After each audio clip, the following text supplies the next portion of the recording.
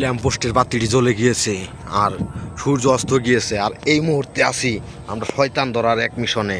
চতুর্দিকে শুনশান নীরবতা, কোথাও কোনো জনমানুষ নেই। এই মুহূর্তে আছি শেওড়া গাছের তলে। দেখতে পারতেছেন এই যে শেওড়া গাছ, এই শেওড়া গাছের মধ্যে নাকি ভূত পেত থাকে। এই দেখছেন এই যে শেওড়া গাছ, শেওড়া গাছের মধ্যে ভূত পেত থাকে। এটা কিন্তু অনেক ভয়ানক একটি জায়গাতে আছি। এই তাল গাছ এখানেই, এই যে পাশেই বেল গাছ।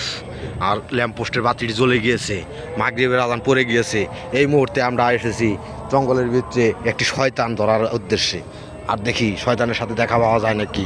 যদি শয়তানের সাথে দেখা পাওয়া যায় অবশ্যই আপনাদেরকে জানাবো। দেখেন দেখেন এ পাশে গভীর এক পুকুর, আর পাশে শুনশান নীরবতা, বাঁশঝাড়, পাশেই তাল গাছ, এখানে শেওড়া গাছ, আবার এই পাশে আছে তা বেল গাছ। আমরা এখন আছি এই মুহূর্তে শয়তানের আস্তানায়। এই শয়তানের আস্তানা থেকে আপনাদেরকে শয়তান দেখানোর চেষ্টা করব। দেখেন কি এক গভীর জঙ্গল, নীরবতা, কোথাও কোনো জনমানুষ নেই, চতুর্দিকে একদম স্তব্ধ নীরবতা। আর এই মুহূর্তে আমরা শয়তান ধরার জন্য এখানে আসছি।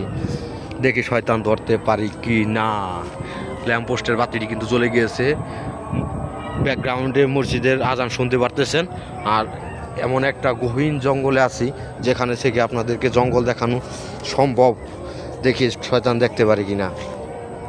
দেখেন কত নীরবতা এখানে, এখানে বাঁশঝাড়, এখানে তাল গাছ, এখানে শেওড়া গাছ।